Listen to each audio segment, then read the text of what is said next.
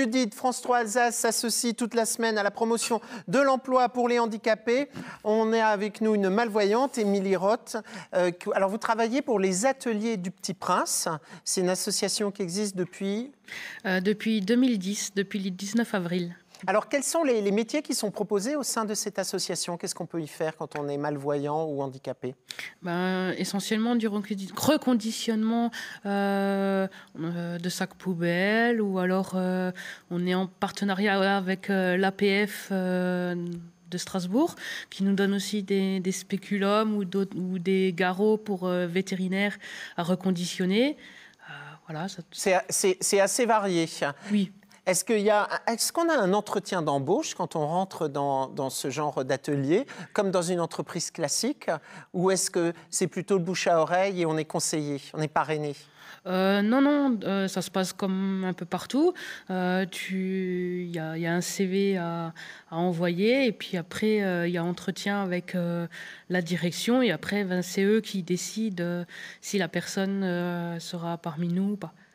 Alors, ce qui est bien aussi quand on passe par des entreprises comme les Ateliers du Petit Prince, c'est que les entreprises classiques qui n'ont pas de personnes handicapées dans leur entreprise, en faisant appel à des sociétés externes, on a aussi une déduction fiscale, on doit le dire, puisque chaque entreprise qui n'engage pas des handicapés paye normalement une amende, je ne sais pas si c'est le mot utilisé, ou une taxe. Là, effectivement, en passant par ces entreprises, on peut déduire la taxe et du coup, moins payé, donc on fait une bonne action. Et en plus, on a un bon travail, puisque je pense que lorsque vous êtes au travail, vous avez les mêmes conditions de travail que les autres, ou vous devez faire plus de pauses? Est-ce qu'il y a un seuil de rentabilité ou de production comme dans une entreprise classique?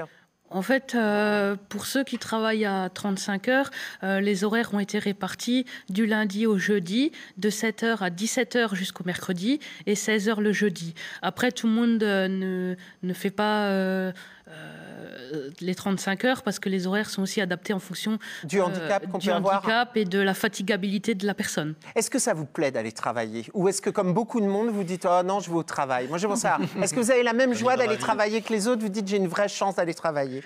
Disons que, franchement, moi, c'est vrai que ça me fait lever tôt, mais après, je me dis, c'est pour une bonne raison. J'ai un salaire à la fin du mois, comme tout le monde.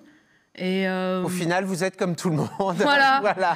Mais non, franchement, ça me déplaît pas. Après, c'est sûr, il y a la fatigue comme pour tout le monde, mais après tu te dis, je rentre chez moi et je fais autre chose. En fait, vous avez la même vie que nous. Merci en tous les cas, Émilie, pour votre témoignage.